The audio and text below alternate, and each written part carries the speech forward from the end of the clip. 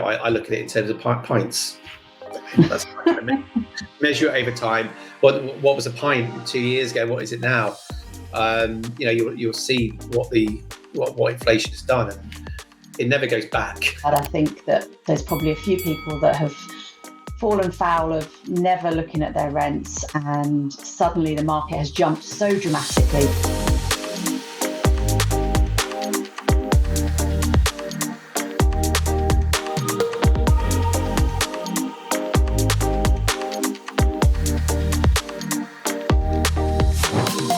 Welcome to This Property Life, the podcast where we deep dive into the fascinating world of property investment. I'm Sarah Blaney, and alongside my co-host Nick Claydon, we bring you the real stories from the front lines of the property industry. Each week we sit down with everyday folk, from property veterans to fresh faces, and we share their experiences, challenges and triumphs in the property market. Our mission is to reveal the authentic side of property investment, cut through the myths and hype, and bring you some practical insights and inspiration. This week you have myself and Nick, and we will be talking to you about why inflation is your property friend. Hi Sarah, how are you today? Hi Nick. Which one of us is a fresh-faced one? Because it's just us two today. Yeah. I think I'll let you have that. Yeah. I mean, I'm slightly younger by you, but it's a matter of months, really, isn't it? I think we're both failing on the fresh face front. Yeah. Never mind. Try harder. Yeah. Must try harder. So today we're talking about inflation. Yeah, I just thought it'd be useful one just to put in there, because obviously inflation's been in the news for quite a while now, and I don't think we really covered it properly, but it's just because I get a lot of people either inside or outside the property world who always have an opinion on inflation. I think for a lot of our students and investors coming through or getting into property, they read a few headlines and worry about inflation, or they allow maybe outside influences to put them off property because of inflation. I get a lot of questions about, aren't you worried about high inflation? My answer is, I love it.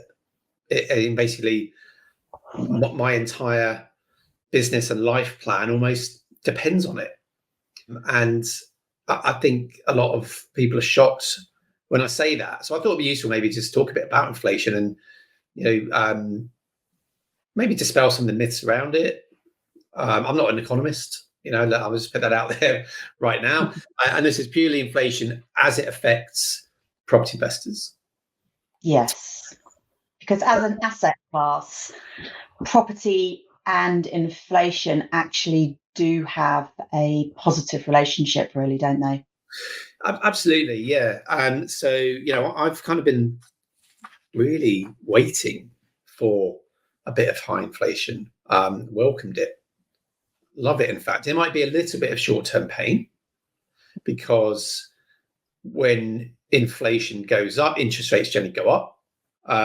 So you do have to take a little bit of pain, unless you can be very quick off the mark and get your rates fixed. I think we've kind of got used to low interest rates, didn't we, over the last 10 years? For those of us that have been investing that long, it kind of became the norm. But if you look at interest rates throughout the last 150 years, it's abnormal. The last 10 years have been completely abnormal. There was always going to be a rebound, and it was always going to settle around about the long-term average is about 4.5%. So I think for new investors coming on, people that have been in for like 3, 4, 5 years, this is a shock that interest rates have gone back up. But actually, they're just resetting to the norm, the long-term norm. So I think anyone that has got it wrong in property by buying the wrong property, the wrong prices, and not doing their numbers correctly, they're going to be feeling pain for sure. But anyone that's done it properly, focusing on income producing properties, this is a period of time, I think, where things might be a little bit more expensive, but we'll settle and we'll be back just to the norm in terms of interest rates and mortgage rates, because remember, they're not actually the same thing. That's right. And any time that we've ever spoken with any of our mortgage brokers, they're very keen to point out that the Bank of England interest rate and the mortgage rate are not, as many amateurs might think, the linked thing. It's all about swap rates. It's a very, different kind of thing. But obviously the media like to pick up certain stories and run with them, and high inflation as a negative, and interest rate rises as a negative for the Bank of England are two things that the media love to talk about, have as their big headlines, and it does create a little bit of fear in the market generally. And I guess that's the point of us today talking, isn't it, Nick? Just to try and dispel some of that fear. Absolutely, yeah. It's nothing to be afraid of. High inflation, as long as you're investing properly, you're buying the right kind of stuff, and that you understand it. Everything, you can be fearful of everything if you don't understand it. But once you understand how inflation is useful and in many ways necessary in property for a long-term property plan, then you do look for it and you do welcome it when it happens. So let's have a think about it. So I guess for me, if I use where I invest, one of my investment areas in Scotland as a good example, I invest in buy-to-lets across the central belt of Scotland. Started investing there 2008, 2009, when the market was crashing essentially. And that's when Carol and I were, we got ourselves educated. We understood the concept of buying income producing property, and that's what we started doing. So we were buying good buy-to-let earners, and since then, really, property prices and rents haven't really moved at all in those areas. A little bit, prices a little bit, rents. As an example, we've been renting out 3-bedroom houses in Lanarkshire, North Lanarkshire, since then. For many years, rents stuck around $550 a month for a 3-bed there. It worked fine because we're buying houses at a good price, locked in low interest rates. Our interest rates were really low, so it worked absolutely fine. The last couple of years, it's really started moving. As we went through this kind of, the Liz Truss quarantine shock, everything kind of changed, but it was always going to. And that, generated inflation, higher interest rates, all these things kind of came at the same time. But what it actually meant was that, I had a lot of students that time focus on one thing. They focus, interest rates have gone through the roof. Well, yeah, but not historically. They have, if you take a 2, 3, 5 year window, they've suddenly gone up quite a lot, but they're just back to the norm. But what it's also meant is that inflation is in the system now, and it's always going to happen if you look back at all the money that's pumped into the economy to keep it afloat during the last 10 years, essentially. So it was always coming. I was waiting for it, essentially. I waited a long time in the central belt of Scotland to get it, but then it started filtering in. But what it's meant is those rents that were $550 a month, we're re-renting the same houses in the same condition, quick lick of paint every time a tenant moves out, new carpets, but not major renovations. Those houses are now renting about $800 to $850 a month, and that is entirely, it's made a massive difference. Huge difference, because inflation's come in. Interest rates have risen to try and balance that out, but it's filtered into wages and it's filtered into day-to-day prices. If you monitor prices, think about where prices of general, I look at it in terms of pints. That's measure it over time. What was a pint 2 years ago? What is it now? You'll see what inflation has done, and it never goes back. Once you're at £7 a pint instead of £5, it's not going back to £5. It's now locked in there. But what it's filtered through to is rents. There is another arm of that, which is demand, which we'll also talk about. But yeah, so inflation is a good thing from that perspective. My rents have gone significantly up, sometimes 30% overnight, from one tenant moving out to another one coming in. So you can actually improve your real returns on property investment, can't you, I think? Because, as you say, yes, interest rates have gone up, therefore mortgage cost has gone up, unless, of course, you fixed on a 5-year at 2.9% on a buy-to-let mortgage, and you've literally been enjoying some great fixed cost whilst the rental has gone up over the last couple of years. But even when you've come to refinance, yes, your cost has gone up, but in real sense, because the rent has now been allowed to go up in line with inflation on wages, it's a good position to be in, isn't it? Yeah, it is, because we were quite quick off the mark to fix rates. So as soon as we started seeing the curve of interest rates going up, and we knew really it wasn't going to be a short-term spike, it was correcting back to the norm. We were pretty fast to lock in 5-year rates on all our buy-to-lets.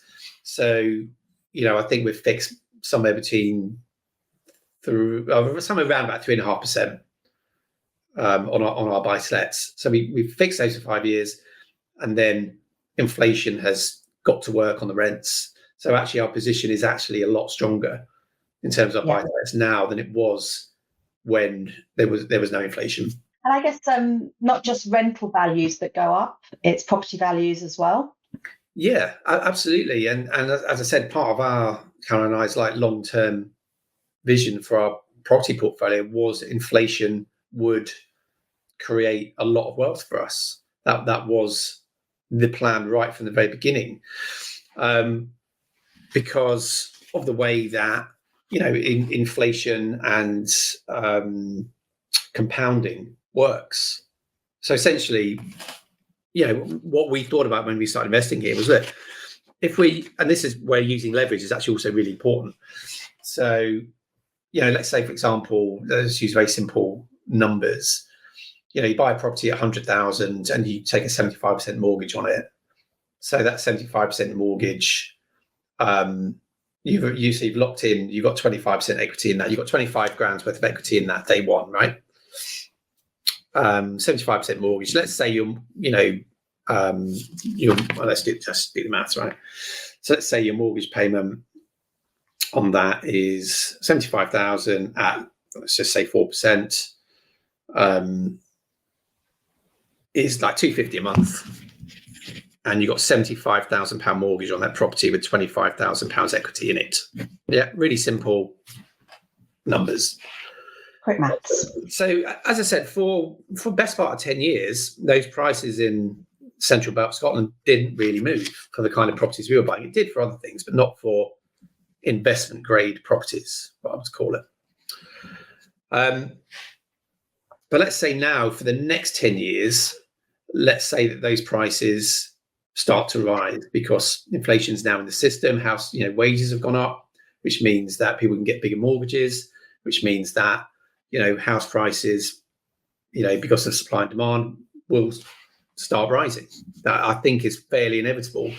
It may be a bit flat just now, but I'm pretty sure that curve is going to resume its upward trajectory. So let's say over the next 10 years, those properties that were 100,000 now are now 150.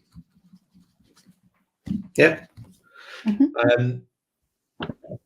I won't have refinanced that property, so my mortgage is still 75 grand on that property. I'm changed that, and let's say my interest rate's still the same, so my mortgage payment's still the same. But my £25,000 equity is now £75,000 equity. Yeah, it's instant, isn't it? Yeah, it's an instant. I haven't done anything there. Yeah, so the use of leverage is important, okay, because it means that my percentages are more in my favour. Because I've only put 25 grand into that property, I haven't put 100 in. I've put 25 grand in. Yeah. So you can then start working out your return on investment or those kind of things, which will start to look really, really strong in terms of numbers. But just on a very simple level, once inflation is in the housing, you're priced into your housing. And I think, let's say my time horizon is 20 years. Yeah, from now. So let's say they, from 150 in the following 10 years, it goes up another 50. I mean, that's pretty conservative, I would say. So now in another 10 years, my properties are 200,000, but my mortgage amount is still 75. I haven't changed that. I haven't refinanced it. Yeah, that's key as well, is to not keep refinancing those properties. Once you've bought them and you've if you're working our model of kind of buy, renovate, refinance, you only refinance it once, and then you just leave it, and let inflation do its thing. Because then, my equity in that property has gone up from an initial 25,000 to 125,000. And then if you built a portfolio and you multiply that by 10, 15, 20, do the maths. And that is what our entire long-term plan was based on. And I think it is important to, again, reiterate, we always say this when we're talking about property investing and any education that's related to it. This isn't a get rich quick. It's very much a long-term strategy, and it doesn't happen overnight. We are talking about years of holding portfolios. So this is something that you think about at the start. You think about your exits and your strategy that you want to follow, unique to everybody. But in this case, around that buy-to-let market, it's a win-win. It's you get the property, the inflation erodes the real value of the debt, your equity rises as the years go through, and obviously rental income has gone up as well. So it's kind of given in lots of different ways, isn't it? It is, and that's why I'm genuinely passionate about property investing and teaching property investing, because a lot of people get this wrong and they read the headlines and it puts them off doing anything, because there's always a what if interest rates go up, what if inflation comes in, all these things. It's, well, if you actually understand it, that these good things, and they are in fact required. Because if I think about, as you say, it's a long-term play. Initially our properties were probably, the buy-to-lets were making maybe 250 a month cash flow when interest rates were low, but rents were also static. They weren't moving. Yeah. So whilst on the surface you might think, oh, amazing, my interest rates were like zero. Some of ours were. I mean, they generally were, down at like, we'd locked in some crazy rates. But, now averagely we're probably more like 400 quid a month with interest rates higher. So interest rates have gone up, but rents have also gone up, because it doesn't just happen one way. So you can't look at just one aspect of the market. Oh, interest rates have gone up, so it's bad. Well, no, because why have interest rates gone up? They've gone up because inflation has spiked. So what does that mean? Well, that filters through into rents. And it might not happen instantly, but it will happen, because it kind of has to. Yeah. So it means actually we're in a much stronger position with our buy-to-lets, because rents have gone up, interest rates have gone up, yes, but we have managed to fix them at a good level that we're happy with. And our cash flow off those properties is much higher. But the crucial bit is we don't keep refinancing them. And the other crucial aspect is that we always do a rent review annually, even if the rent review is the rent's not going up, because it's an important message to say this is an annual event, and we will be keeping an eye on market rate, and I think there is always rewarding good tenants with certain pricing of rents, but I think that there's probably a few people that have fallen foul of never looking at their rents, and suddenly the market has jumped so dramatically. We're talking there for your central belt from 550 to 800, and if you suddenly had to raise your rates for that property from 500 to 800, that is a steep incline, and one that we wouldn't recommend that you put into your tenants. Yeah, I mean, we haven't gone back in and said to our tenants that's what's happening. But when a tenant moves out, it's re-rented at the new high level. But yeah, we do absolutely build in every year. There is a rent review. So we might not put it up that much, but it will go up. Because that's the reality of like everything's going up. But prices are going up in terms of rents and household items and food, but it's also filtering through to wages. Wages are also going up. So it's never just one thing. It's you've got to look at the whole picture. And it might not, as I said, might not all happen at the same time. And there may be short-term pain, but you've got to keep to that long-term vision of what are we trying to achieve here. And as you say, it's not get rich quick. It's build wealth over time. And I still can't find a better investment than property to do that. And when you see comparison, it always makes me laugh. You see comparisons between like, you know, a share portfolio or property.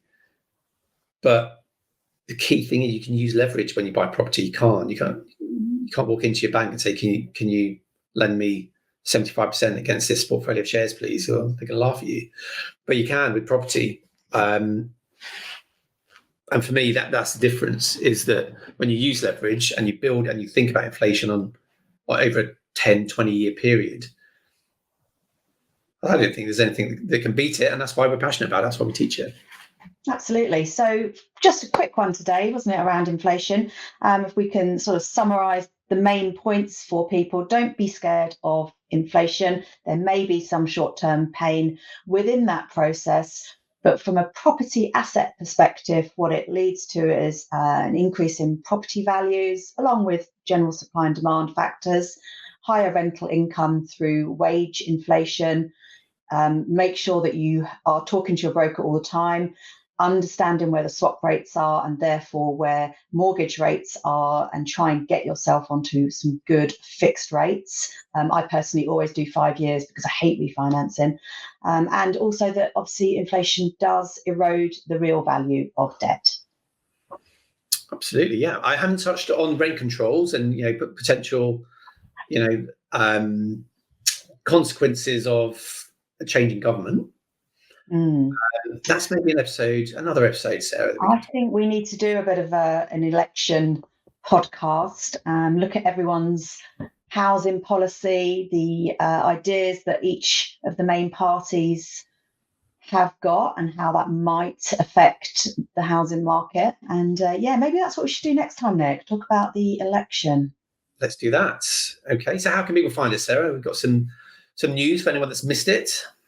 Yep, so we have launched, hopefully by the time you are listening to this podcast, our website will be launched. It's thispropertylife.co.uk. So you can connect with us there. You can, lots of free resources, and equally you can post questions that we will try and answer in our Q&A podcast sessions. And as always, you can link with us on LinkedIn, Sarah Blaney, and yours is? Nick Claydon. Nice and simple. Very simple. Yeah, thanks for listening, guys. We will be back shortly with, maybe an election episode. I think that's coming. Thanks, guys.